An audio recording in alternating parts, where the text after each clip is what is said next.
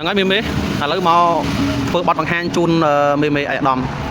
តែគាត់យកទៅដាក់ឲ្យជន់អត់ត្រូវទៅនេះឬក៏ដាក់ទៅមានបញ្ហាលន់រេរោអីហ្នឹងជាមួយខ្ញុំបង្ហាញទៀតឲ្យអស់ថាវាមិនបានថាដាក់ទៅវាលន់បើខ្ញុំជន់ឲ្យខ្ញុំដាក់ទៅអត់លន់ទេបាទខ្ញុំហ៊ានយកមកលក់បាទខ្ញុំហ៊ានបញ្ចេញលក់ឲ្យគ្នាយើងឥឡូវកាត់នេះខ្ញុំដូរកស៊ូឲ្យកស៊ូចាស់វាណាអានេះក៏វាមានតង់វាដែរនេះឃើញមកចុចអត់នេះចុចមួយតង់វាអាបញ្ញងនឹងមុខអាបញ្ញងនេះស្មាច់អាស្មាច់ចាស់ហ្នឹងក៏មានដែរមិនអត់ទេណាស្មាច់ចាស់អាស្មាច់ចាស់ជាធម្មតាតង់វានៅចំកន្លែងនេះនៅចំកន្លែងនេះដល់តែរសាយនេះរលុបវាអត់លុបទេចំណាំណាបងប្អូនចំណាំអាចុចនេះអាចុចនេះអាចុចមកចុចនេះមួយឥឡូវចេះនេះអាចុចហ្នឹងនៅចំទៅនេះចំកន្លែងមេដៃខ្ញុំដាក់នេះឃើញអត់នេះចំកន្លែងមេដៃខ្ញុំដាក់ឃើញទេហ្នឹងហើយចំណាំអាហ្នឹងត្រូវដាក់ចំកន្លែងរុននេះកន្លែងនេះឃើញពកមួយទេមិនដាក់ចំកន្លែងពកហ្នឹងទេណានេះដាក់ចំកន្លែងនេះកន្លែងកតុយចិត្តដល់លេខ74នេះអាហ្នឹងដាក់ចំអាហ្នឹងមកចំកន្លែងចុចហ្នឹងមកឲ្យវាត្រូវ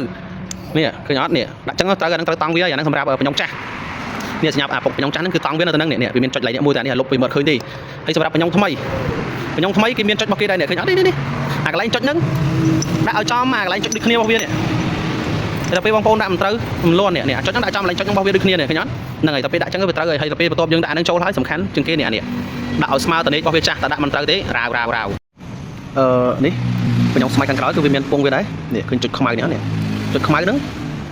ឲ្យចំអាកន្លែងចុចនេះកន្លែងចុចមួយនេះចុចនេះចុចខ្មៅចំនេះហើយមិនមែនយកចំអាកន្លែងបង្គោលនេះទេខ្ញុំច្រឡំណាយកចំអាខាងនេះអាហ្នឹងឲ្យចំអាកន្លែងចុចហ្នឹងមកត្រូវហើយអានេះបន្ទាប់ពីយើងជន់ហើយយើងមើលនេះយើងយកមកដាក់លើសបកវាអញ្ចឹងគូបគ្នាមកយើងមើលសិននេះអានេះស្មើអត់នេះស្មើទេអត់វាស្មើអានេះយើងជន់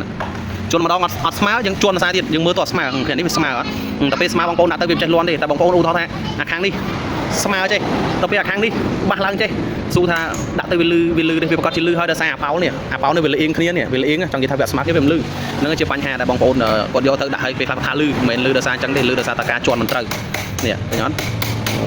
តែពេលបងប្អូនជន់ត្រូវឃើញមុខវាទេមុខវាបែររកគ្នាចុះក្រោមនេះឃើញអត់អញ្ចឹងដាក់ទៅវាមិនចេះលឺទេឲ្យតែជន់ត្រូវខ្ញុំខ្លាចតែជន់មិនត្រូវហ្នឹងហើយអានេះវីដេអូបន្ថែមទៀតដោយសារមេគាត់មួយចំនួនគាត់យកទៅមានបញ្ហាគាត់ថាលឺ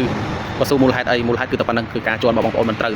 បងប្អូនជន់ត្រូវមកនេះគេមើលអញ្ចឹងណាគេមើលអញ្ចឹងហើយនឹងអាបញ្ញងខាងក្រោយមិនដូចវីដេអូខ្ញុំថតខាងមុខខាងដើមអញ្ចឹងណាមើលអញ្ចឹងបើថាអាប៉ោលចាស់បញ្ញងចាស់អាស្មាច់ចាស់ក្រោយនេះដាក់តាមរបស់ខ្ញុំ5ទៅចេះខុសទេសម្រាប់បញ្ញងថ្មីវាមានកន្លែងដៅរបស់វាដាក់ចំកន្លែងដៅរបស់វាទៅចេះខុសទេ